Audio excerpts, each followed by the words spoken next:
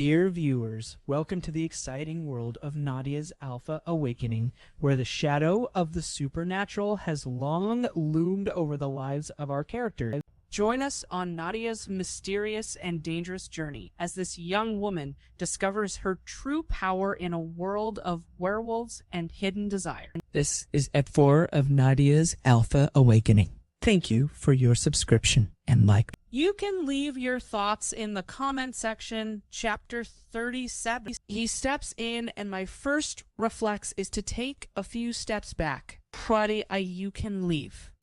He tells the guy that found me, and he does with no questions. Asked Saint steps forward, and I think he's coming to me, so I take a few more steps backwards. Turns out he wasn't coming to me, and he just stops in the middle of the room. Sai, why are you mad at me? He asks, and I swallow down hard. I'm not mad. Darts, I tell him. There, stop lying to me. His voice of authority comes back. Why should I? You're a master of that yourself. I tell him, and his eyebrows frown, giving me a confused look. Say, really saw you guys kissing. I clarify that's not what it looked like. It looked like you had your tongue down her throat, Malakia. What did it look like to you? I raise my voice a little. Is that why you're mad at me? Because she kissed me. He steps forward. I'm mad at you because you lied to me. Dean is green and push him, taking him back. 2 steps, Zay. You're a liar. I go to push him again, but he grabs both my wrists and I start fighting him off. Get off me, Teta. My voice is stern and I'm no longer shouting, but even I can hear how hurt I am. He steps back, letting go of my wrists, and I watch his eyes move away from mine. I can't do this. I'm upset. Have you seen me upset? I haven't seen me upset. I don't want to be upset. I'm sour. No, 𝐊𝐤𝐬𝐬, you don't get to apologize. 𝐿𝐷𝐷𝐷 told me you wanted me, and I believed you. You told me you would drop her, and I believed you. But the second I turn my back, you have your hands all over her. I was never your first choice. I take in a shaky breath, no longer able to hide my hurt. You've got it all wrong? Ray. Yeah. He tells me, Ray. What's it like then? 'Cause I don't want this. I don't want to feel like this. You don't get to play the victim, he says. After a beat of silence, Doctor, I have done nothing but respect your wishes since the day you stepped foot in school. I put up with you. I should have put you into submission when I had the chance, but I didn't. You ask, and I give, and what do you do? You push me away. Sturris! I shut up a little, taken back from his words. Stray, you think you have it hard. I had to give up pack history for you, Tizer. I went against my own morals for you, Espe. I didn't ask for that. Oh, yes, you did, too. He towers over me. You can't stand here and tell me that I don't want you. You're all I've ever wanted. His eyes pin on mine, leaving me totally speechless. I've dropped her tray. I roll my eyes at his comment. Stop it. He take my face into his hands. I reach up to his hands and remove them, not wanting to ruin my nicely done face. Nadia. He snaps at me. Stop fighting me, please. Say to her, trying to ruin my makeup. I tell him. And he chuckles, lightening the mood a little. Is that better? He puts a hand around my throat and pulls me closer. I nod in response. We're both harsh on each other, that's why it's so hard. I don't want you to give up on me. Not now. Daria's voice goes into a soft whisper. Is this love? I whisper, turning into a mushy puppy. It could be. He sighs, and I watch his eyes shift to my lips. Why'd you come here? To be honest, I didn't even know where I was going. I took a left and saw some stairs. I clear my throat. How'd you know I was here? I refer to the part of You're Alpha Cologne. He goes silent, and so do I. His eyes fill with an emotion I've yet to see, and then his lips part. Faye, you make me happy, he says, and I match his words with his expression. Third, let's get out of here. He moves away from me and grabs my blazer and shoes. He laces our fingers together and opens the wine cellar door with my things in his other hand. I walks out on the cold marble floor to see his beta still there. He glances over to me, then bows his head at his alpha. CO hatters. We're going through. Stay close to Saint. Let me show you. He takes me up the stairs I came down from, and then to the front door to it. We're not coming back, so I'm guessing you should tell your dad you're with me.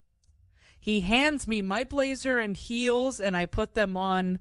I slip into my heels and put my blazer on, then make my way back to the living room with Saint lingering behind me. I go into the room full of high-ranked alphas and start to go on my hunt for my father. He's over there. Saint tells me, and I move in their direction. I see my father talking to Alpha Vincent, and I kind of feel like an outcast interrupting their conversation. So I turn to Saint, I nod over to his father, and I don't know if he gets the hint, but he goes over to his dad and pull him aside. I take my chance and go after my dad. I get his attention, and he turns to me. There you are. He smiles. I heard you were doing such a good job at hiding dirt. Yeah, well, I laugh there. I'm leaving with Saint. I get right to it. He's my mate. By the way, my dad's eyebrows rise to right. I'll explain later. I go to hug him, then let go, turning back to Saint, who's finished with his dad. Saint sees me coming, then does a little smile thing. Hello, Alpha Vince. I acknowledge his father, and then Saint take my hand, pulling me away. Chapter 38. We pull up in front of a massive mansion, and my jaw immediately drops. What the actual fuck? Saint stops his car, and I practically jump out when he does. I can't shake that fact that this house is so lit outside when it's probably empty inside. What the hell is this? I turn to Saint, not able to hide the child in me anymore. Do you know how big of a dream this is for me? To have something like this with my mate so we can freely run around with our child if I have one.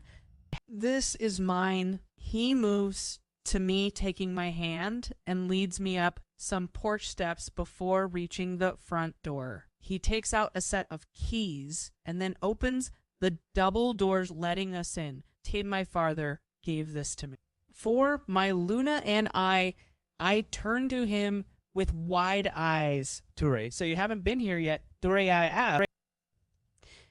I know a little bit. A nods. He know where the bedroom is. He smiles to me, though of course you do. I follow him up some stairs, passing a kitchen. I'll be sure to get to tomorrow. We pass some open bedroom until we stop in front of some more double doors. This is our room. He tells me, opening the doors. Oh, my eyes. This is twice the size of my bedroom, and my bedroom is pretty damn big. I like to go of Saint's hand and take my heels off. My stomach does a whole flip watching him move towards the bed, and I remember why I'm here. My feet meet the soft carpet, and I curl my toes in them before following behind Saint. He sits down, leaving me standing in front of him. Even though he's sitting down, he still manages to top my height, always. He takes my left hand and kisses it like a prince does to a princess. The gesture makes me smiles, and his eye looks up at me, glowing and alpha red. My heart flutters for a reason I can't understand, and the alpha in me fires up. I've been avoiding this for the longest, and now it's all I want. I lean in, cupping his face, kissing his soft lip. His hands run up my thighs, and then he pulls my legs up on the bed, making me straddle on him. My core is basically pressed against his groin, and I can feel him getting more turn on. I warp my arms around his neck, occasionally running my hands through his hair as I feel his hands on my hips, and they slowly move upwards. He reaches my shoulder, and I move my hands away from his neck, still kissing him, as he takes my blazer off. I feel his hands make their way back to my hips, and I take my chance to take his black blazer off, too. No way. I'm the only one getting naked. He helps me take it off, but he's the one to throw it across the room. I feel him wrap an arm around my waist before he flips us over, putting me under him. My eyes open to see his eyes still glowing red. He pulls me down, then leans down towards my neck and starts leaving soft kisses, which makes my breathing start to act up. He moves my head in another direction, kisses the other side of my neck, and I start to unbutton his shirt. I take his shirt off, and then he pulls away to take his tank top off, leaving his abs exposed. Okay, Alpha, I see you. I smile as he goes back to kissing my neck. He puts a hand by my head, balancing him, and another he uses to cup my breast. I kinda shake to his touch, and I think he feels it as he slows down to a stop and looks at me with his eyes still red. He sits me up and untucks my silk shirt and pulls it over my head, making my curls bounce and revealing my lacy bralette. I watch his eyes scan my breast, and then he goes to take my Gucci belt off. Wait. I stop him, and he looks at me with concerned eyes. You have to take yours off too. What?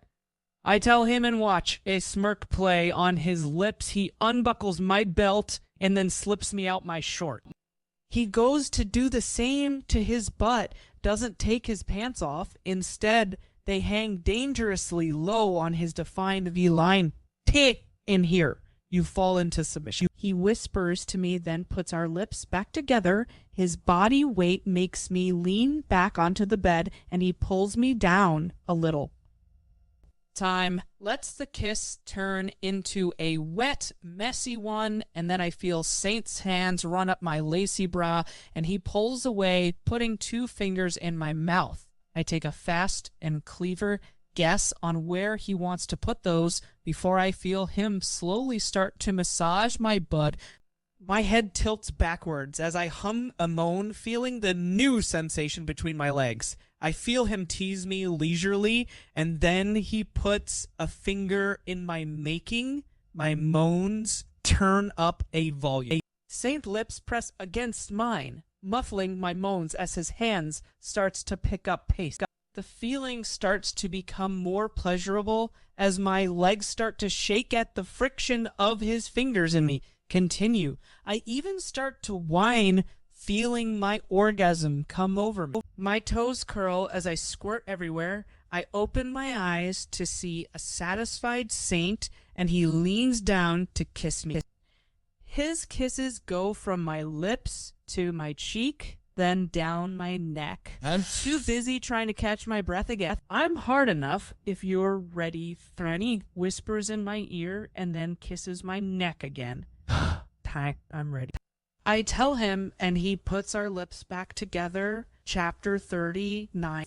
I'd admit at first it was weird and painful because apparently I wasn't wet enough, so we had to stop for a second, but I just decided I was being a big baby and had to stick it up and told him to keep going. And from there, he just kept going and going and going. I don't even know how many condoms we actually used. But it took my makeup off and let me sleep in a shirt form last night. I cuddle next to a warm body and feel him pull my closer.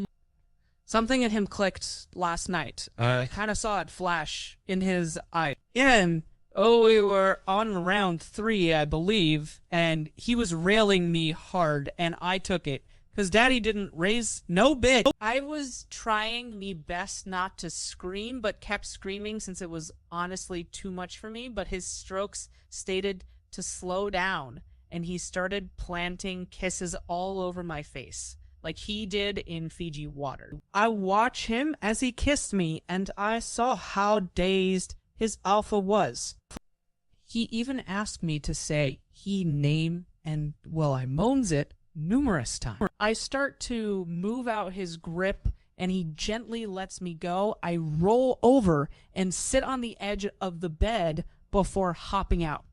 For reasons I cannot understand, my legs give up on me, sending me down with a noticeable thud. Nadia and Saint's tired and husky voice call out. Or roll on my side, feeling my sore self to right. Where did you go? I hear the sheets shuffle, and I pop my head up to see him now sitting up. Right here I smile, and he looks over at me. I'm admiring the carpet. It's really nice. I nod and start to get up. My core is still in pain, almost like when you do exercise and the next day you feel it. I need to go pee, I tell him, and wobble my way to some doors.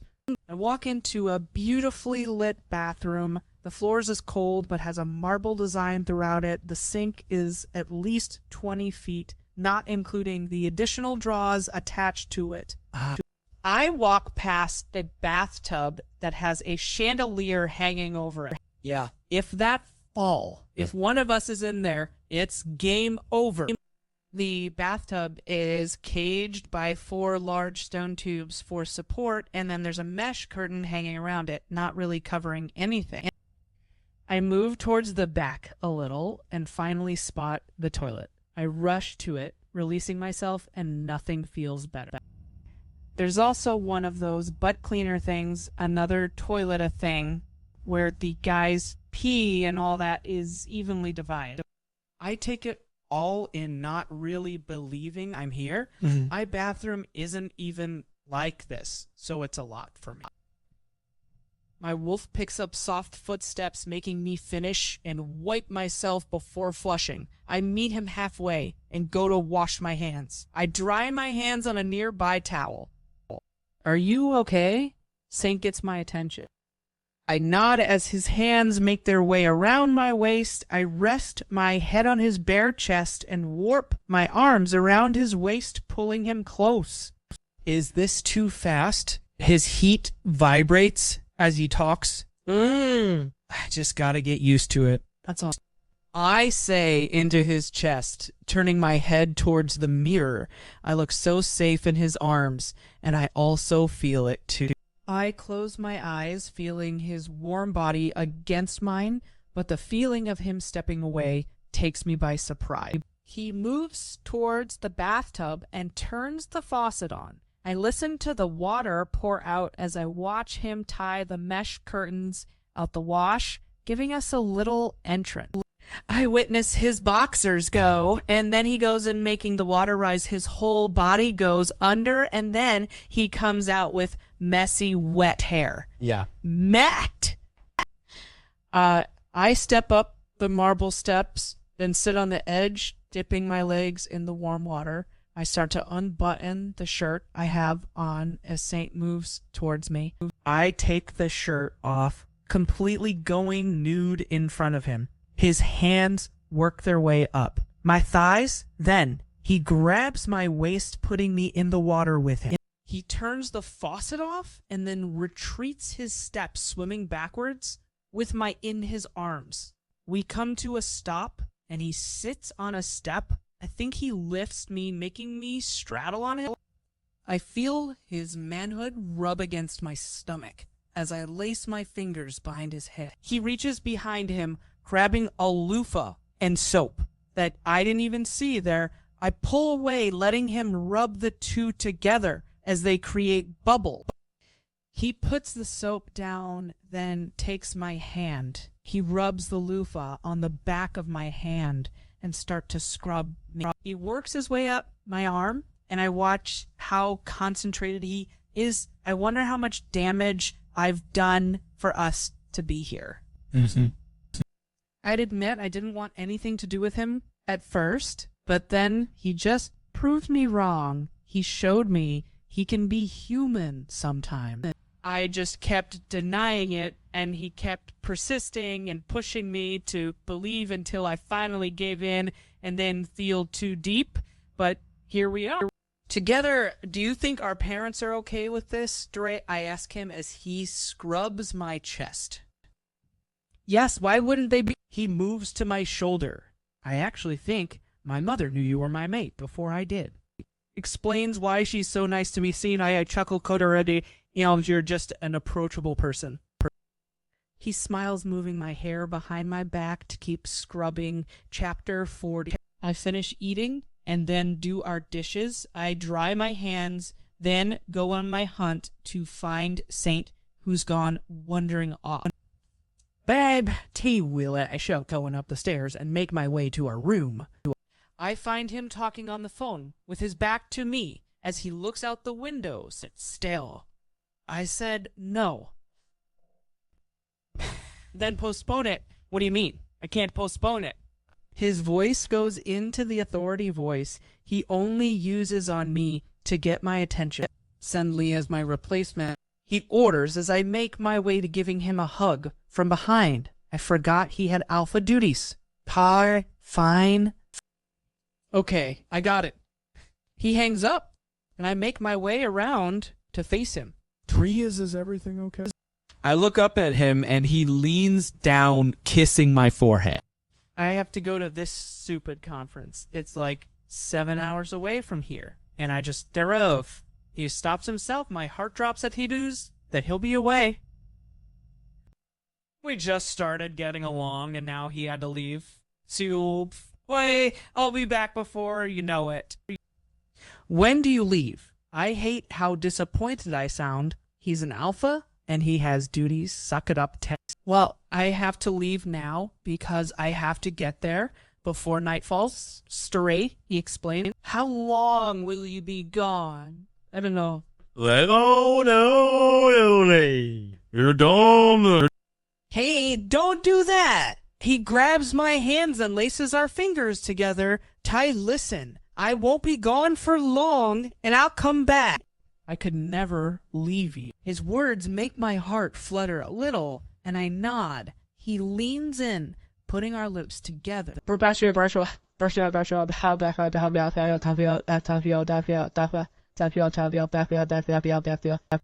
Saint drops me off at my house and then leaves. Hasn't even been 2 minutes, and I dread the distance between us. I take the elevator up, and the doors open to home sweet home. I step in, meeting 5 pairs of eyes. I freeze in my spot, fearing that I did something wrong. Did I? Tomas comes up to me, and we move to a side. Sorry, Shay, what happened? I look over his shoulder to my dreaded father. Hey, your mother went into labor last night. What? I whispered, totally confused 𝐊𝐤𝐬𝐬 last night. Why wasn't I called or something? I texted you 3 times, actually. He tells me, and I touch my back pocket, getting my phone out, and start reading my notifications. I got 2 calls from Bailey, 3 messages from Thomas and Tilly, even Snap. Shit, my phone was on. Do not disturb. Yeah. I tuck hair behind my ear, opening my messages. What were you doing? I ignore his questions and the fact that my heart just fluttered again. She's still here. How's she doing? I look back up at Tomas. She's still in labor, and that's all we know. Sorry, he tells me, Trey, how long have you been here? Ever since yesterday. I move towards the kitchen. I start to get out a few plate and cups and make brunch for everyone here. I serve them and then take a seat by Bailey and a sleeping Tilly. My wolf hearing pick up the painful grunts and deep breaths that's going on upstairs. This isn't my first rodeo. I've been here before, waiting for Bailey to pop out, and then till the end. Now, baby number 4. Snow, you need to shift back. Someone says, but I recognize that voice. That must be Kelly, our wolf doctor. She's practically been here my whole life. I hear Mom growl, almost like she's frustrated at Kelly. I want my husband. My mother's voice breaks. I mean, she's speaking, which means she managed to shift to human. I glance over at my father, who's staring into thin air as Saint Mother rubs his back. She's here, by the way. Kelly, get me my husband. I didn't have to use my wolf hearing to hear that. Yeah. My mother has never once raised her voice at us, not even our father. Mm-hmm. I've only heard her scream 2 times in the past, and that was to deliver Bailey and Tilly. This is the 3rd time. Lisa's beautiful, strong mother. She might not be my biological mother, but she's all I've got, and I'm very grateful. She's the definition of cool, calm, and collected. She would bat an eyelash, even if you were screaming in here. Face something Bailey picked up. He's right downstairs. Kelly tries reassuring my mom. Tear deep breaths. Lay it to away. I hear my mom take shaky deep breath, and then I tune out. I think I've had enough of that. My eyes find their way back to my father's, who's still staring into thin air. Poor him. I don't know much about mate bonds, but I know for sure your mate can feel what you feel, meaning my dad is probably really disturbed right now. I try taking some time to get some shut-eye since I didn't really get any last night. For obvious reasons, I turn to my side, leaning on Bailey's shoulder, and close my eye. The first image that comes to mind is me in the passenger seat of Saint's car. I don't even think he knows I'm here. I miss him so bad that my mind's starting to create dreams and fantasies about him. To like, is it this bad? I look over to him. He has one hand on the wheel and the other on his gear stick. I watch his ice blue eyes pin the road and how his dark hair hangs over his forehead. I would like nothing more than for this to be reality, so he could just grab my hand or something. But the fantasy soon ends as a black coat covers my subconscious, and I hear someone calling my name. Nadia. The voice says again, and jump awake. I blink my eyes into focus and see it's Bailey that's waking me up. See the need you upstairs. I'm now. Gain. She rushes me and I stumble getting up and walk towards the stairs. Chapter 41. I knock on the door and no one opens up to me. I just hear a very severe tai come in. Tai, so I do. I push the door open to see my mother on her side, and Kelly, a redhead with big brown eyes, towering over her. Grab those towels. Kelly instructs me, and I turn to where she's pointing and grab as much towels as I can. Tally. Say, I'm gonna need you to sit up for this. Kelly, tell my mom as I drop the towel nearby. Oh yeah, come on. Kelly whispers as my mom starts crying and trying to breath. This is chaotic. Do you care? Give it to her. She reaches out a hand and I just give her a towel. I watch her put it on the floor and I keep handing her towel. I watch her make a carpet of towels and then her attention goes back to my mother. I watch her practically drag my mom out of bed. And then she helps her down on her knees. My mom leans her front on the side of the bed while scrunching the sheet. In all honesty, I'd rather be in my fantasy dream with Saint than here watching my mom trying to push a child out of her. Kelly rushes away from my mom and goes and grabs a syringe. Well, I think it's a syringe. It's basically the size of my head, making my eyes pop out and my jaw drop. With no mercy, she just stabs the injection in my mom's back, sending her screaming. I grimace, feeling the pain by just looking at it. Jesus Christ. I whispers to myself, holding my stomach, Exhibit B, to why I want no kid. Okay, Leia, you have to start pushing tape. Kelly tells my mom, and everything goes silent. Mom has her head buried in her hand. Lacia, you really need to start pushing to 𝐊𝐢𝐧𝐚𝐫, Kelly peeks, but I can tell something's not right. Kelly. I move to them and reach out to my mom, moving hair out. Her face, stay. I think she passed out. I turn to Kelly and note her wide eyes put her down. She pulls my mother to her. Nadia, help me put her down, Tethys. I knock back into reality and start helping her put my mother on her back. I support her head with my hand, slowly putting it down. Kelly grabs a tray violently, making everything drop. The sound of each metal utensil echoes the room as she picks up a sharp knife. Tia, you faint at the sight of blood? Mm-hmm. She doesn't even need my reply. She just goes diving for a glass jar. She grabs some blue medical gloves and puts them on before opening the jar. An unpleasant familiar smell wanders in the air, making me cover my nose with my shirt. Is that wolfsbane? My voice is muffled by the shirt over my nose. It'll keep the wound open long enough for me to get the baby out. She dips the knife into the jar, then quickly closes it. I watch her pull my mom's loose nightgown up so I can't see anything. I gently brush hair out my mom's face. She looks so tired, like exhausted. She's also red as hell, which isn't a good look on her. With all the respect, of course. Take the baby. Kelly gets my attention, and I do as I'm told, dropping my mom's head with care and going to take the baby. Oh my gosh, my voice full of repugnance as I cover my mouth, trying not to be rude. Why is there so much blood? I almost gag sitting down. I think I might throw up. I cover my mouth again. I watch Kelly cut the umbilical cord and give me the baby Stevie. Why isn't it crying? I look up at her with concern. She puts the baby in my arms, then dives for her equipment. Turn it upside down and flick its feet, right, she says, with her back turned to me. My eyes drop to the dull bluish gray baby. I take its feet, turning it upside, and start flicking the baby's feet. Nothing happens. I keep flicking, putting more force into it. Stay, come on, take.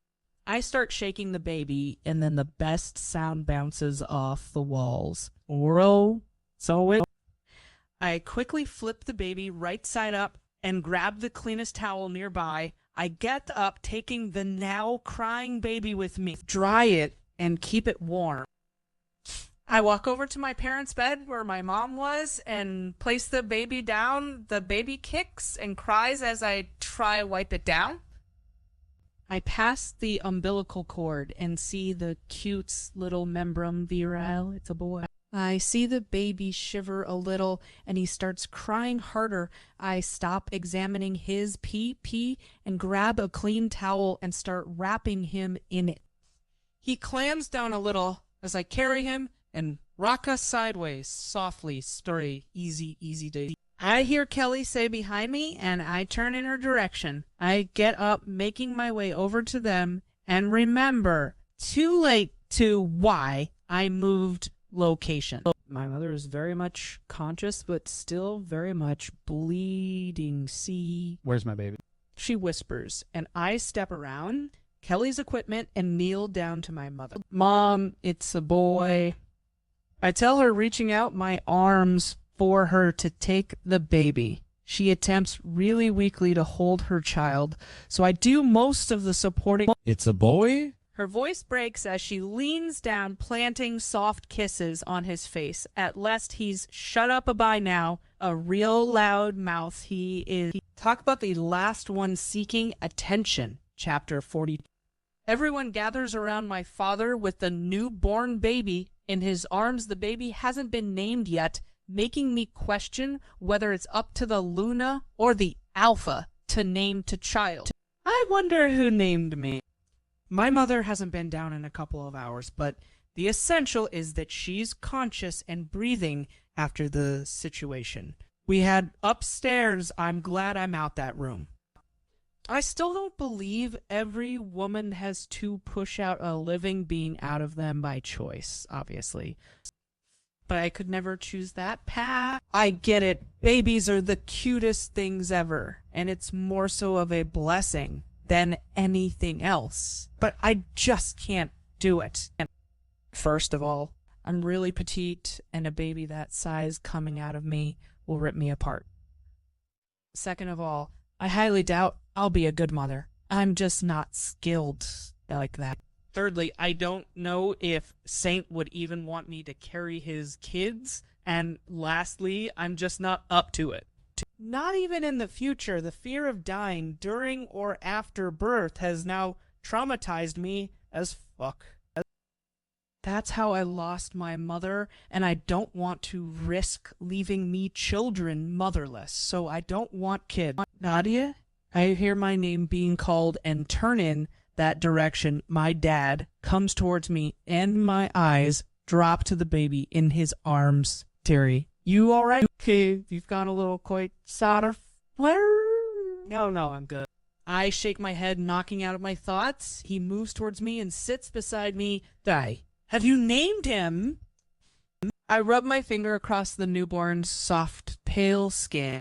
We have a name, but we've decided to throw a little party for this little one so he can have a proper introduction. He tells me, lightly rocking the baby. That's cute. I smile at him and absorb him for a little so your first son. How do you feel about that? He chuckles and I join him. So not that I don't love you girls, it's just that turd. Yes, Dad, I know. I'm not feeling the headache. I thought I got ride of by chugging water. Come back. You okay? My father notices my pain. And I told you, Dad, I'm fine. I shake my head, making everything go dizzy when I open my eyes back up. Out of nowhere, I feel a palm smack on my forehead, almost sending me flying off the couch. Hey, Jesus Christ. Gasp holding on for real. You're boiling up, Nadia? My dad moves closer to me, busting my personal bubble. He cups my face, turning it to my left, then does the same thing in my right direction. When he finally lets go, I give him a what? But he doesn't seem to get it and just leave. What the fuck just happened? Did he just inspect my neck and leave? Why the hell would he do that? I watch my dad leave and Bailey come in the same direction. She plants herself opposite me and follows my gaze. Taylor, what? She looks back at me. Nothing apparently. I shrug, leaning back onto a fluffy pillow. I take a few deep breaths, feeling the headache come back to me, but this time it feels more like excruciating throbs in my forehead. This time I put on a better poker face, not letting an ounce of my pain on the surface, and it worked. Not even minutes later, Tilla comes skipping in with Tomas not far behind, the whole gang. Great. Hey, how was the party yesterday? Tilly sits next to Bailey with a very familiar blue tie-dye crop top.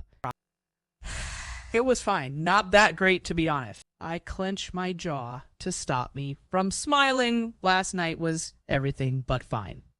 I take another good look at the shirt she's wearing and realize why it looks so familiar. That's mine hot. Why are you wearing my top? Huh? Her eyes widen, and she looks down at the top. She's wearing, like, say she didn't put it on, Terry. I mock her, stuttering. See, you can't speak English now. Say, Terry, Bailey, give it to me. Tail CT, she blurts out. Snit. Bailey doesn't even try to mumble. Day. 'Cause you asked for a blue shirt. She turns to me. Tere, I was supposed to put it back. She turns back to Tilly and you were never supposed to wear that again. Mm. 𝐊𝐢𝐧𝐠𝐬. Like, you wouldn't like it if I went into your closet and took a shit. All right. I tell Bailey. Yeah. None of my clothes would fit you. Free to read all of your clothes would fit me. I correct her. I'm small, remember? She's like 5'8". I'm sure I could find something. Mm-hmm. I watch Bailey glare at Tilly, making her bow her head. My eyes glance over at Thomas, and he shakes his head with a small smirk. Just wash it, then give it back. I tell Tilly. I take the silence as an invitation to look back outside onto our balcony and observe the night view. It is official been a day and a half since Saint went on his little conference, a day and a half teenage. I couldn't stop flipping, tossing, and turning last night. I think I napped at the most. I guess it's fine since tomorrow we're going back to school and the party afterwards. I'll be so drained my body would have no choice but to shut down into a peaceful sleep coma. I just don't fucking get it. I've tried everything to avoid him and now I'm here, particularly sitting in a pool of lust, waiting for him to come back. Wanting nothing more but for him to touch my body, his hands on my throat and waist, his eyes on me, his focus on me. I want him to whisper in my ear so I can feel his hot breath heating me up as I'm trying to breath in between strokes. I just want him. I need him. Chapter 43. At least this time, my alarm wake me up, and I drag myself out of bed. I take my sloth self to my bathroom and turn on the cold water. I really need to get some pills for this headache I have. I undress myself and then put a foot in the cold water to �𝐿𝐴𝐼𝐻𝐿. I turn it up, making it warm, and then step in. I let the water consume me, getting my hair wet too. Once my body is used to the water temperature, I turn it down, feeling the cold water droplets beat my face like tiny painless needles. My mind starts to wander back to Saint, and I've had enough of that. I'm so tired of feeling an empty void in me just because he's no longer around. I'm tired of the constant crashing of emotions I don't recognize overwhelm me every time I think about him. I'm tired of his absence. The anger and frustration builds up in me, and I let myself feel these two common emotions. I expect me to hurry this shower up and just rush to school, wanting this daydream to end, but I kinda just stand there. I feel water run down my cheeks and into the corner of my mouth. I lick my lips, tasting the salty water. Am I crying? No, that's gotta be the shower water. I sob escapes my lips and I cover my mouth, remembering I live in a house full of wolves with wolf hearing. Yep. I'm definitely crying. Well, more so. Nah. She's kind of torn about the whole Saint leaving for his conference thing. I mean, I am upset, but she upset. Believe it or not, I get my crying ass to school and meet Thomas at my locker TC. Hey, you two-rate? Oh. I try force a smile, but even I can't right now. How are you? He asks as I open my locker. Hot, like really hot. I throw my bag in, not even getting my things for my first lesson, which happens to be chemistry. At least I can let this class pass by without doing anything. To say the least, the school day was as dreadful as any other without Saint. I try make it through my lessons with a clear mind, but every time I try, I just think about him. When the school bell announces out release, I take off with Thomas and make our way back home. Today marks the 4th day and Saint should be coming home. My drive home consists of me trying not to throw up. I think I'm way too nervous in seeing him again. I pick up Bailey and Tilly on the way so they don't have to take the bus. Mm-hmm. Can we go out for ice cream before dinner? Tilly asks Nori since it's so flipping hot. You got money for ice cream? Bailey asks her, making me smile. I wasn't asking you. Tilly stares Bailey down, making Tama smile. Despite their little argument, I actually pull up at the nearest ice cream shop and we all get out. I lock my car behind me as we make our way to shop. I get my normal double scoops of vanilla, while Bailey and Tilly decided to customize by adding toppings and different flavors.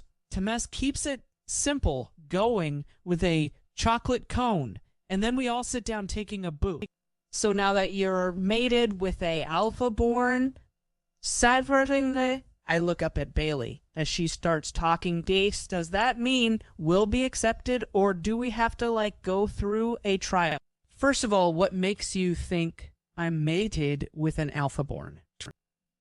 You have a different scent wandering on you. I look over at Tama, but he just continues to lick his ice cream. Thanks now. I don't know much about sex, but something definitely happened. I let out a harsh cough that sounds like I'm chucking say. What?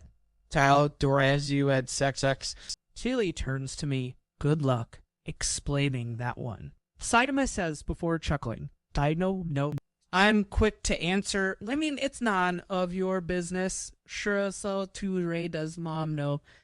Taylor questions. She doesn't knee. It's talky. I shake my head. We're not having this conversation. Yes, I move my hand in a circular motion.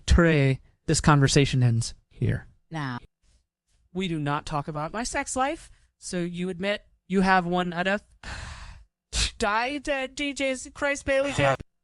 All I can hear is Tomas trying to hide his scoffs and high pitch wheezes to cut it out. I snap at him, but all I get from him is a playful smile. I got back to eating my ice cream, not for a second missing the childish smiles Tomas and Bailey exchange. Can she really smell Saint off of me? Does that mean my fucking parents could smell Saint off of me? Hell, Saint's mother can smell her own son off of me. Telek, great Tele, just great to say. Can't believe you had sex. Tilly says, breaking the silence, making both Tomas and Bailey burst out laughing. I just roll my eyes and I'll be able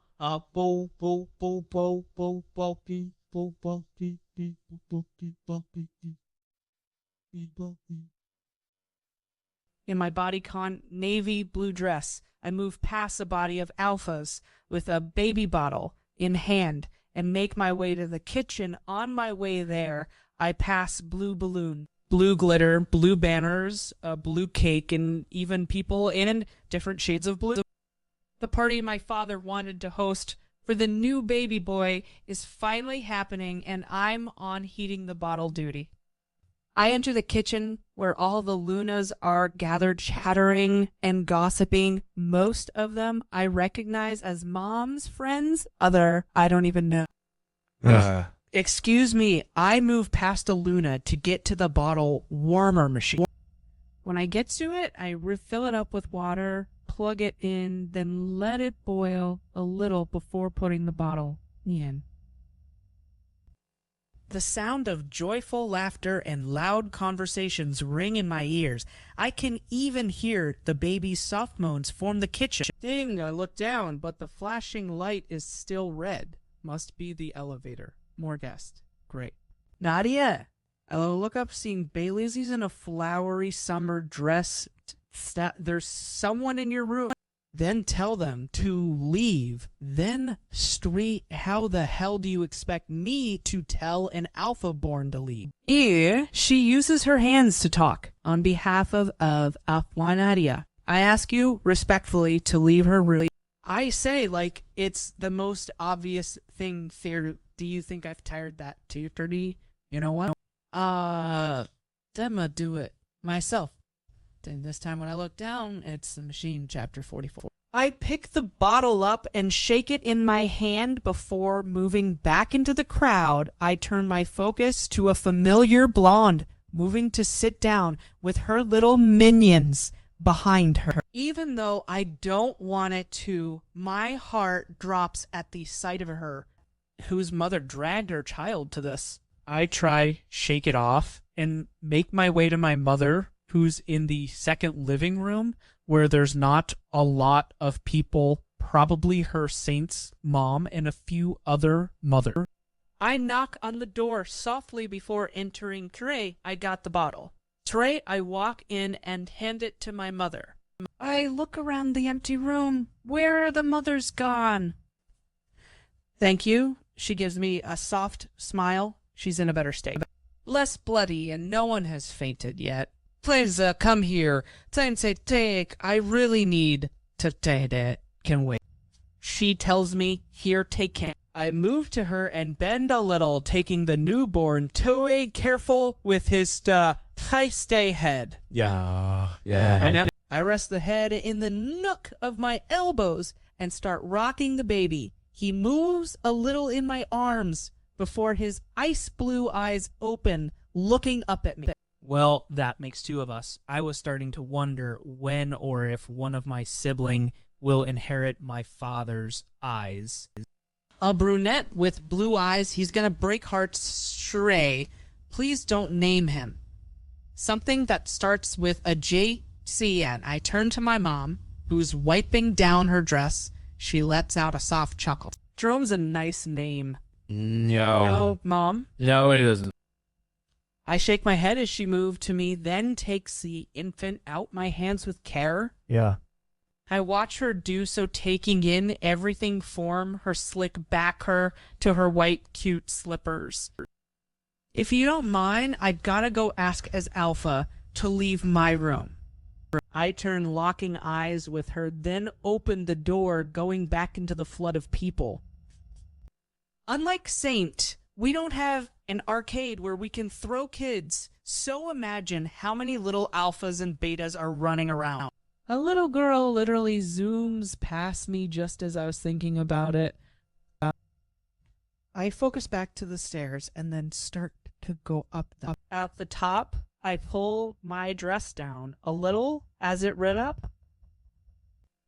When I get to my room, I see my bathroom door wide open with the light beaming form. It's Tay. Excuse me, Alpha Tays. I call out, stepping in my room. Tay, I'd ask you respectfully to leave my room, as all bedrooms are off limit. If you'd like, I can lead you back downstairs to where the party is. After a second of silence, I don't get a response, so I listen in for a heartbeat. Okay, so someone is definitely there. Just as I'm about to repeat myself, a tall figure in a tux walks out, stopping by the doorframe. I'm gonna ask you respectfully to come over here. I feel each of my cheeks curl up into a grin. I turn, quickly closing my door, then practically run, jumping into Saint's arms. My impact takes him back a step. His arms warp around my hips, and my legs warp around his waist, and my arms around his neck. You're back at Korea. Day whisper, taking in his scent. I've missed so much. I feel a rapid wind at the back of my hair as he spins us around. Rest, you're back. I hug him tighter. God, I've missed you. He buries his head in the nook of my neck as I run my pretty white nails in the back of his hair. We stay like this. Just feeling his chest against mine is enough, listening to his deep breaths and his rapid heartbeat. It's enough. He moves us back suddenly, then places me on my bathroom counter. I sit as his hands run up my body until they cup my face. His baby blue eyes look down at me. I see Fiji in his eyes. I see the nights we spent sleeping in each other's arms. I see a leader. I see Saint. In a blink, his eyes are glowing red, unleashing his alpha. I do the same, letting Neta's alpha go to... I shut my eyes, feeling his soft lips against mine. The rapid impacts sends me leaning back for a second, but I kiss him back. Our first kiss wasn't as great as this, but the electric tingles still linger on my lip. He pulls away, look down at me, but I just pull him back in taking a little control. I feel a hand run through the back of my hair, and then he tugs on it, lightly angling it up towards him. He presses his lips harder on mine, and I take it with a lustful desire. My hands run up his arms, taking his tux off, and I throw it aside.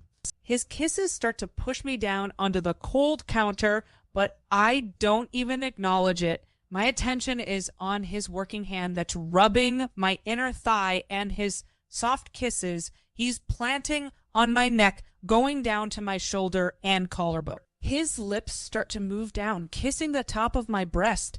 Then he looks up, almost like he's signaling me, but we both know where he's going when he starts kissing my inner thighs. My breathing begin to shake just thinking about it. His warm hand move up my legs, pushing my dress up, and then he rests a hand on my stomach. The other is by my thigh, keeping my legs spread.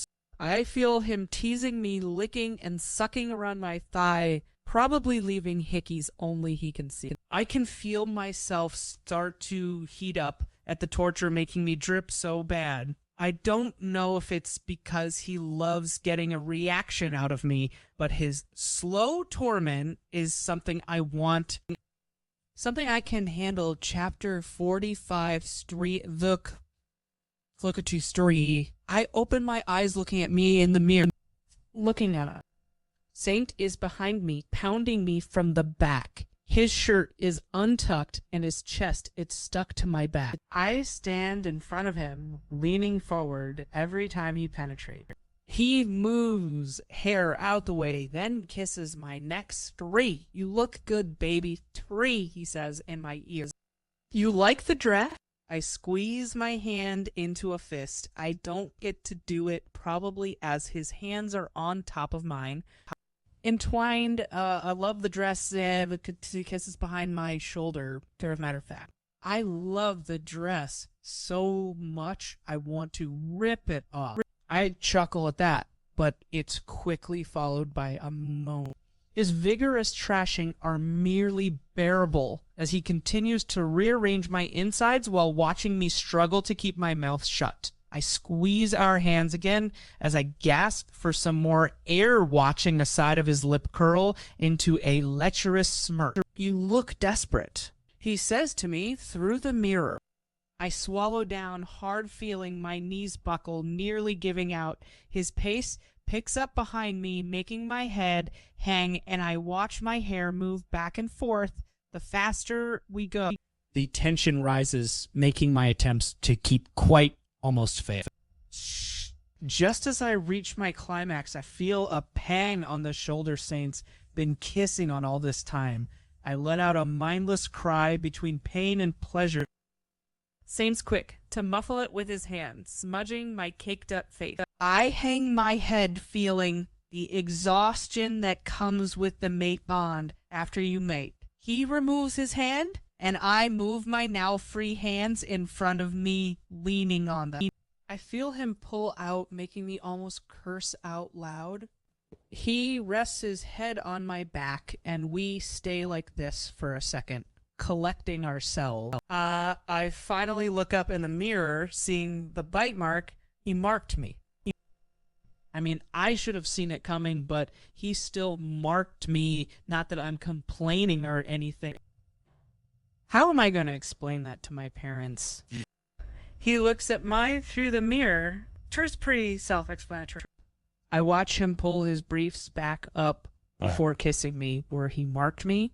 I shut my eyes, smiling to myself. How was your trip? I finally lean off of the counter and shimmy my lace wet panties off and pull my dress down. I'm so jet lagged. Joe, I watch him tuck his shirt in his trousers before he zips himself up. That wasn't my first impression. I feel his gaze on me, but I'm too busy grabbing my makeup bag from the drawer I opened. I heard you weren't feeling yourself. I feel it. Buckles his belt back on, touring. Does that mean you're... He doesn't finish his sentence. I look over at him, and his head turns to me. Ture pregnant. I raise an eyebrow. No. I shake my head, going back to readjusting my makeup. Did you take a test? He puts his tux back on, then leans his back on the counter. I don't need to take a test. I'm not pregnant. Sight, it's not such a bad thing. Maybe not for you. I look over at him. His eyes are stern and stuck on me. Starry, can we talk about this when we're like in our 20s? Whenever you're ready.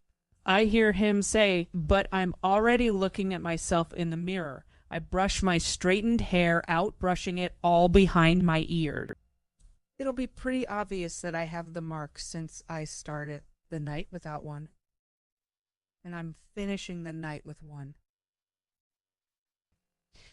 I move to him, and before I'm even there, he pulls me in, letting his hands rest on my ass. TR, I think we'll make the cutest baby. I ignore his question and fix his collar. One child was all my mother could give my father. With my fear of giving birth, he's lucky. I wanna give his ass a child. I run my hand through the back of his hair, then he leans in, puckering, and I kiss him gladly. We make it downstairs, hand in hand. I'm a little thankful when no heads turn our way. No heads, except the Baileys, who's always looking my way, that it's 3, I need to go find your father. Saint's words make my heart drop. Puri for what 𝐻𝐢𝐬𝐬 I asked behind him. Turity wanted to see me. He turned, stopping. I'll see you around. He leans down, giving me a quick peck on the cheek before letting go and getting dragged away by the mob of people. Where's he going? Nayak sulks. Does he have to go now? Oh, shut up. I wanna scream to her, but keep myself composed. I move back towards the room my mother's in and knock before entering. Mom? Tia, and I drag it away, walking into her, holding her sleeping child. You don't need to say it. You're glowing. Oh, she tells me, looking up 𝐿𝐻𝐿, and he's marked you test. She smiles, and I glance over at my shoulder before looking back at her. How much of it did you hear? Sit crossing my ankles? Do you like the dress? My eyes widen as she mimics my voice. Sad, I love the dress. Matter of fact, I love that. I stop her. I got it. She chuckles to my discomfort. Yeah. Sound word. My mother subtly mentioned she overheard your father and I numerous times. Yeah. Okay, that I did not need to know. She lets out a soft laugh. I'm just saying. It's normal when it comes to your mate. She smiles, and I return one, dropping my gaze to my hands. I remember how badly I didn't want to admit he was my mate. Now look at him in my gut. Mom, the door opens a little, and Tilly's head pokes in tree. Dad says it's time. She disappears, and my mother stands. Stuflar, time to introduce you to the past. She says sweetly to her baby, and I move to the door, opening it for her. I follow, not far behind her, put Spot, Bailey, and Thomas talking, so I make my way towards them. We stand near the back as the cling of a glass echoes around the room, calming everyone. Welcome, everyone. My father starts it first. I would like to start by thanking each and every one of you for coming. Yeah. My wife and I are absolutely grateful to have you all here. He pauses. I turn to some subtle movement to see Saint making his way to me with his pack. We have gathered here today to celebrate the birth of our first son, but first let's go down the timeline a little. Yeah. Saint stops next to me as we share soft smile. When Catherine passed, I never thought anyone would accept a widower with a newborn, and then there was Lissy. She decided to take me in as a whole with my child. Together, we were able to raise Alpha Nadia into the powerful woman she is today. I feel Saint's hand on my lower back, and it just rests there. Saru soon after, she just kept giving me beautiful daughters that I got to raise. So we're not powerful women. Bailey mumbles under her breath, making 𝐊𝐢𝐧𝐚𝐫. Saint and I smile. After 14 years and 3 miscarriages, 𝐊𝐢𝐬 finally came to me with the news she was pregnant, out of fear she would lose the baby. Again, she made me promise I would not speak a word of it until she was showing. When she was, I sang it to the world. Now, like many of you, I was expecting a cute baby girl to be brought into this world. Not this time. For my last child, 𝐊𝐢𝐬 gave me my first son, and I will forever be grateful. As Talisha, he raises his glass and the crowd does the same. And I don't, since we don't have glasses to raise, but we watch the close ones near us as they do T-tone to us. We're still making photocopies. He smiles at Alpha Vincent. He gives his glass to Mom, and she holds it with one hand as he takes the baby out her other. 𝐊𝐴𝐷𝐻𝐚𝐫 Nathaniel Ozzy.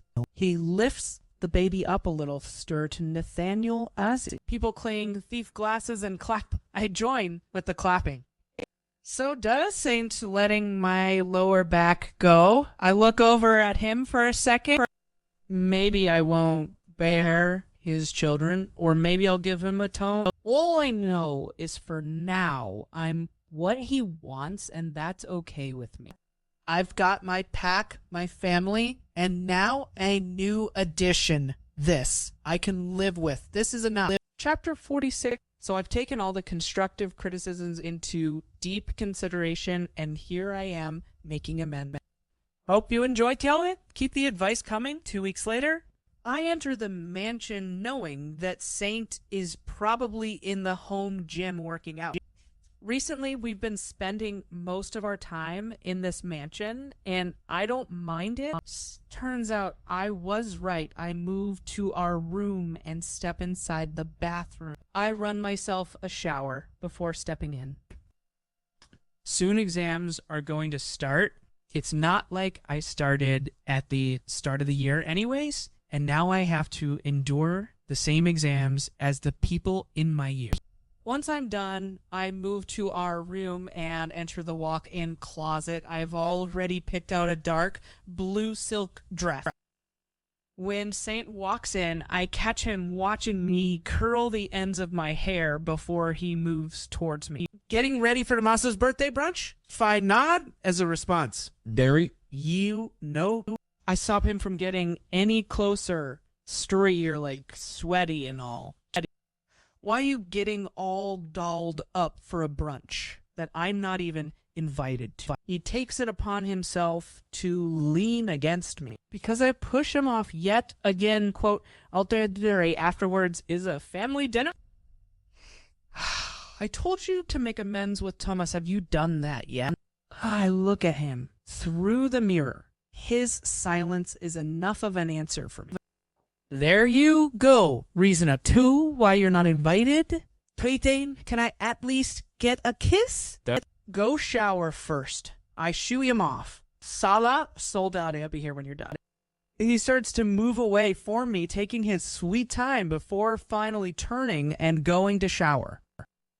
I'm the time he takes to shower. I do my makeup and start to get ready. Saint wanders back in fresh, this time with a towel at his waist and another in his hands, drying his hair.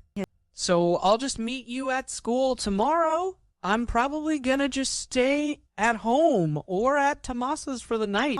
He stops in front of me. What do you think? Leaning in, he takes my hand and twirls me. My cheeks spread form, ear to ear. What you wearing under that? Yeah, that is no question you ask, lady. Okay. A smirk plays on his lips. Slam hole. How about I help you take this off? Gulf. His hands move to the end of my dress mid-thigh so I can see for myself. He puts our lips together, smudging my fresh coat of lip gloss. He moves a hand traveling up my thigh. I'm gonna be late. I moan in between kisses. Sorry. I'll make it fast. His lips press harder onto mine. Yeah. Oh, the Saint started, right. All right, Chuckle's letting me go. I can feel the string pulling me back to him, but I need to go. Oh, all right. His eyes burn through me as I watch him raise his thumb to his bottom lips as he drags the lip gloss off.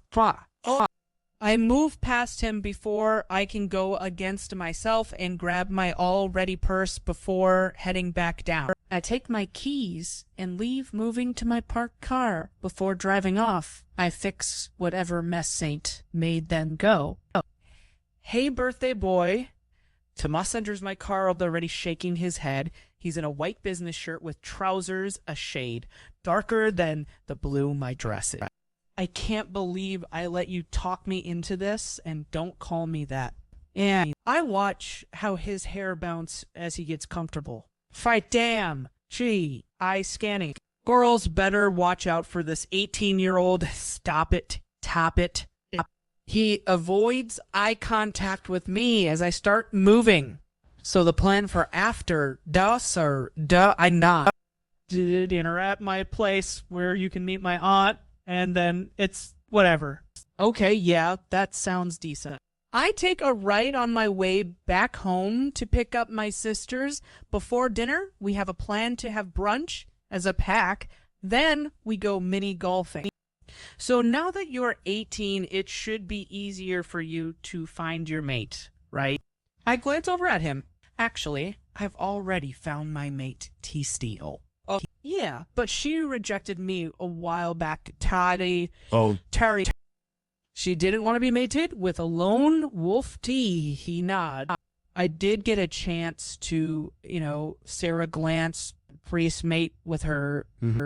No matter how good the sex was, she was never really into me.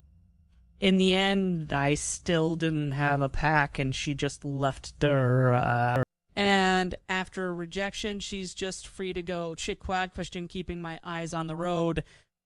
God, no. You laugh. With no real reason to reject me, the void in me grew more profound than ever. I feel it till this day. Heavy shit to carry. She must feel it too, right? The void, I don't know. I've never know how she really felt about me. Now that I'm 18, he sighs, 𝐊𝐢𝐬𝐬. She comes back. He scoffs, pray, or at least comes to her senses. He shakes his head out, not like you. I find him coming to a park. Yeah. It's not like I'm mated to your sworn nemesis. I've been trying to talk to him about that. No need. His green eyes stick to mine. Fly arrogant wolves, we are members. I part my lips to protest, but my eyes linger on two figures coming our way. Dad wants to wish Tomas a happy birthday. Tilly knocks through his window. I have no choice but to unlock the car, and we follow my sister's backup. Dad, Tomas is here. 𝐊𝐢𝐬𝐬, come. Tomas shoots me a look before letting Tilly drag him away.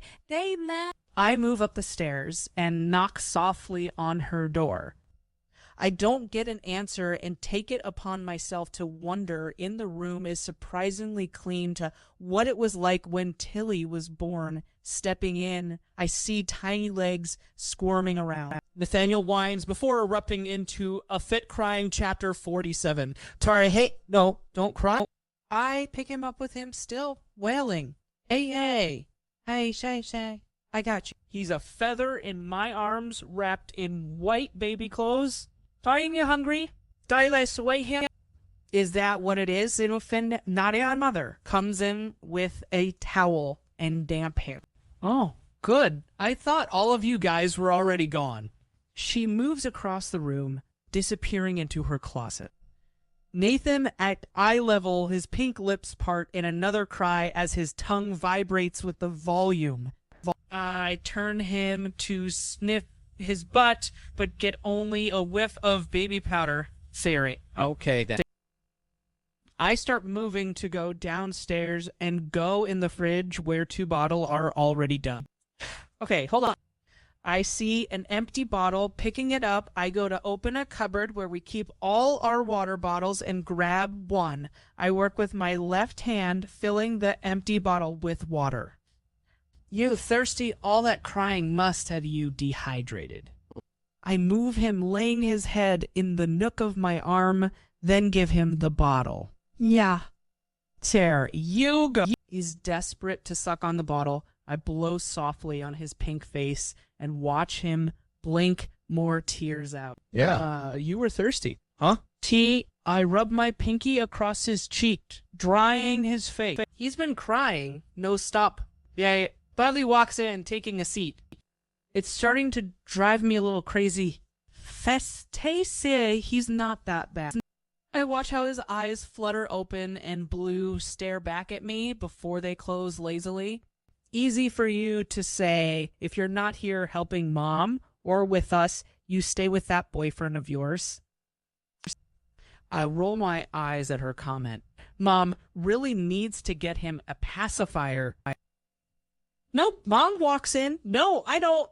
Hey there! Yeah. Hey! She takes Nathan for me. Hey, you guys should get going. Where's Thomas? Bailey spins off her chair and moves out the kitchen. I follow her out. He's still with Dad. Yeah, Sarah. Tilly answers. Yeah. Did you guys get him a gift?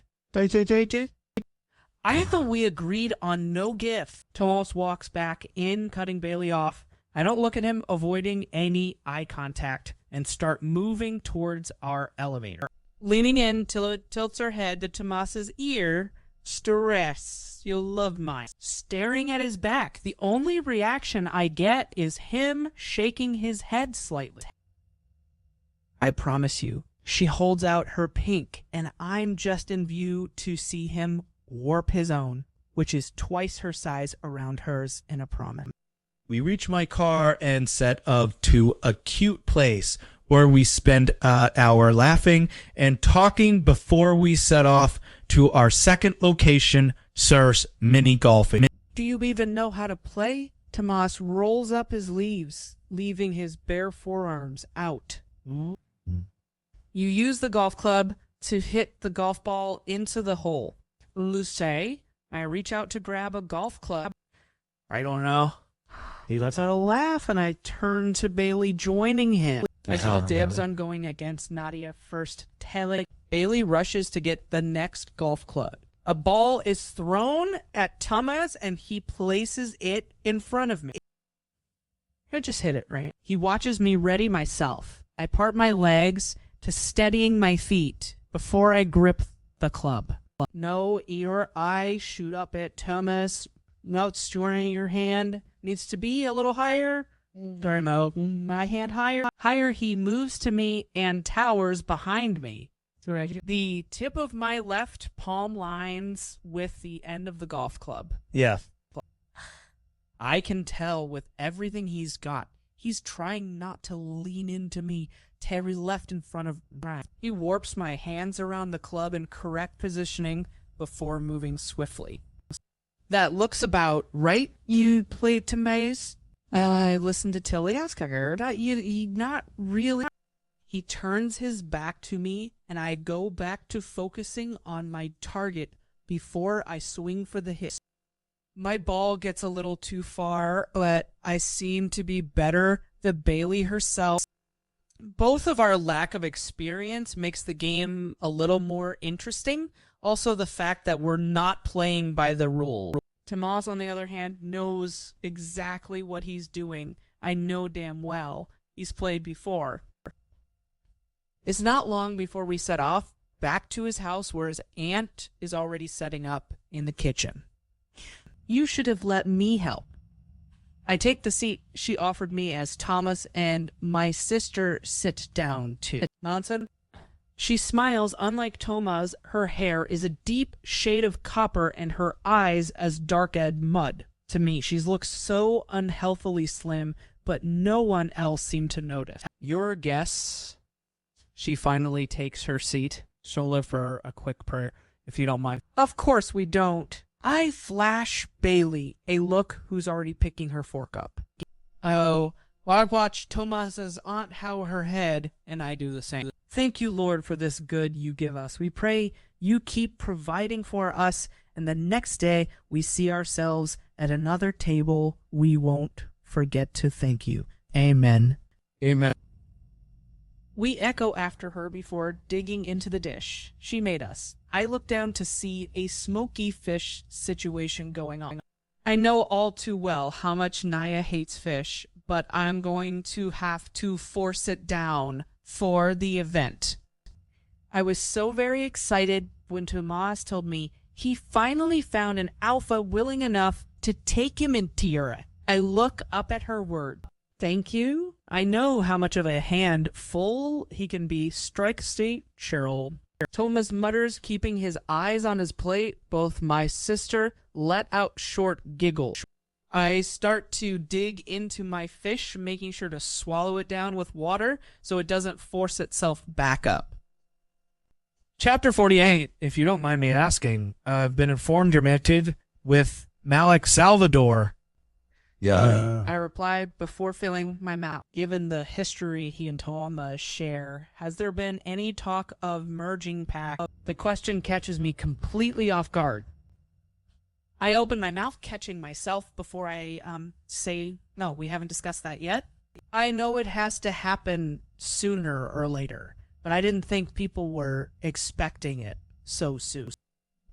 We haven't even discussed it yet, Dre? I scan my own pack. Do they even want to merge with them? The only time we saw them was my brother's party scene until Tilly speaks up. They tend to really stay together. Like, they make you feel excluded even when you're there with them. Sarah, remember? Bailey already said that to me. It took quite the convincing to change her mind about that. Just like Saint, his pack is cold and ruthless at times. They have no filter sometimes, and that could give others a wrong impression of them.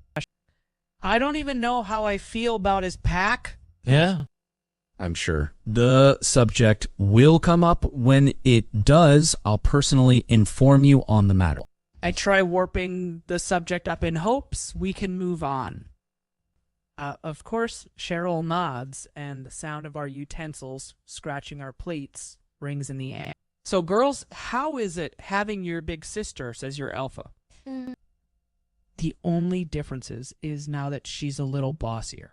It's harder to say no. Tilly's comments takes a chuckle out of everyone.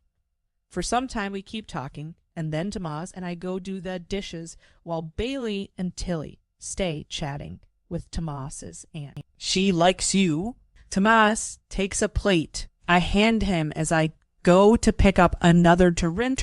You think so? Yeah. Yeah. He rubs the plate dry before placing down. I think as your honesty, she appreciates. Smile to that. As I hand him another. You're not seriously considering merging, are you? I knew his silence at the table was too good to be true. I think it's a bad idea. He murdered my previous alpha. Of course, I think it's a bad idea. His outbursts silences me. I won't serve under that bastard. I didn't try, it's fine. Dure, I hand him another plate. Our talk fades with the sound of dishes smacking together and the light of our breathing. I don't blame him for hating Saint so much. What he did was more than crossing the line. It makes sense to resent him. It's not like Saint was my favorite person. When I met him, it did take more than a little convincing than to tolerate him. At this rate, I should just get the both of them to talk it out. I don't know what else I can do. Are you guys done? Bailey wonders. Back in Direct Camp, yeah, we are. Brad Tomas finishes his plate. Do ya good? We both follow Bailey back into the living space where Tilly is sitting on the soft rug with a warp gift in front of her. Sit, Tishi beckons us over, and we all move. Because I'm wearing a dress, I can't particularly cross my legs, so I have to be careful about my position. It's small. Cheryl brings out a box. But it belonged to your father, so her reaching out to Tomas's hands him the black ring box, and he takes it. Hey, thank you.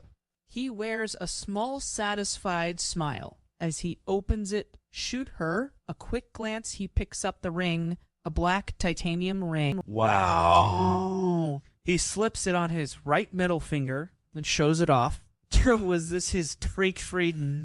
His aunt is quick to reply, aye. No, it isn't. I scan between them. Was he about to say wedding ring? Tomas hugs his aunt before I get the chance to ask. Steer in my turn. Tell us a Tillishri. I guess I always have time to ask later. My eyes wander back to my little sister, and she pushes a case in front of him, and he leans in to start unwrapping it. The more paper he tears, the more I can tell just exactly what type of bag it is.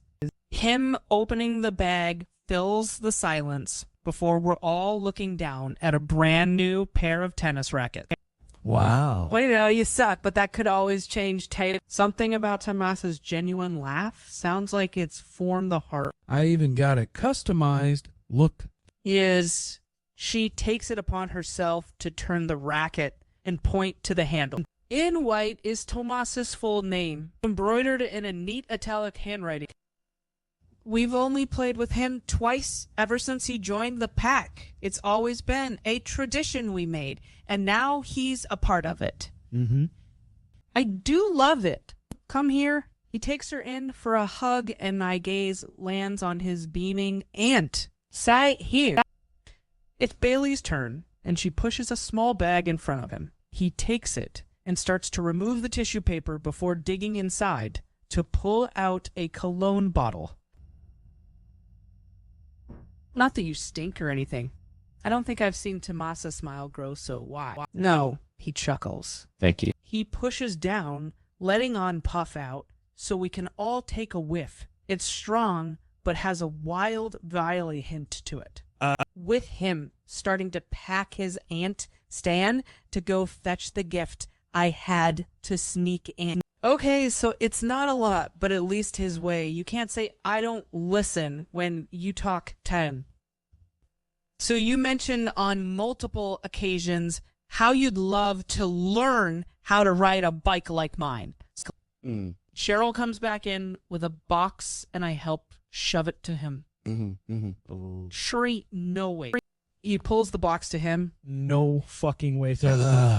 Oh, God. Excuse me. Hey. His shoulder rise, adding a few inches to him as he lifts the cover off Dees, my own helmet. He takes it out and starts to examine it. You just need a provisional license to drive a bike, and then nothing's in your way of learning me. Yes. I'm taken back form, the force of being pressed into him chest. Oh. I'm lifted off the ground, and he snug a little stay. You're well. I guess. Thank you. Thank you all, T-set. He lets go to hug his aunt again, and I nod to him. With a change of heart, I drop my sisters back off, then head back to the mansion. Naya isn't the only one that's been missing him throughout dinner. Entering the house, I put my keys down and make my way up to our room. Saint sits on our bed with two screens in front of him, one of his laptop and another of his phone. As soon as my body comes to view, he looks up from his phone. Sorry you came back. Yes. The light from his phone shuts and he sits up. Social? Yeah, move to him. Die surprise. I read his face a little. He reaches out to me when I'm close enough, then pulls me forward. I'm glad you're here. Our lips meet, and he takes me down to him. His hands run up the fabric of my dress as I'm pressed down on top of him into a stratum. I take his face into my hands, deepening the kiss. He tug on me, scenting the space that was between our bodies.